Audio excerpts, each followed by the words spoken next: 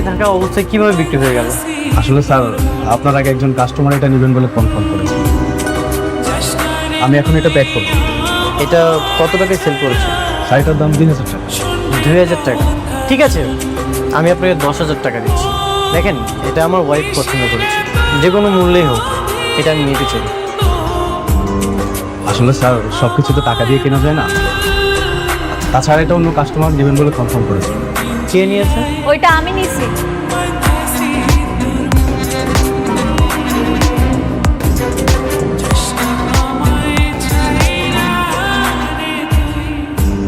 অনেক সাহেব, এই জিনিসটা আমার ম্যাডাম নিয়েছেন, আপনি স্যাক্রিফাইস করুন না, অন্য কোথাও থেকে নিয়ে নিন।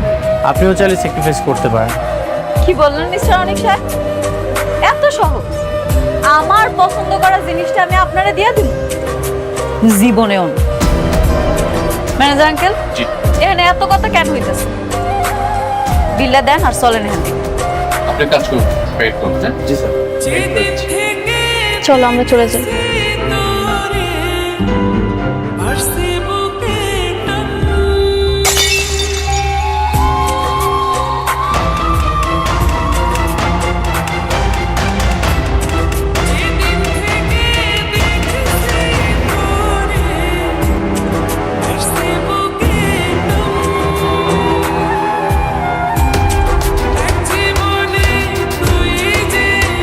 সরি, আমি আসলে বুঝতে পারিনি।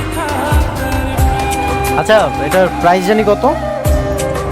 স্যার 2000 টাকা। ভাই, এটা রাখেন, আমি সরি আসলে বুঝতে পারিনি।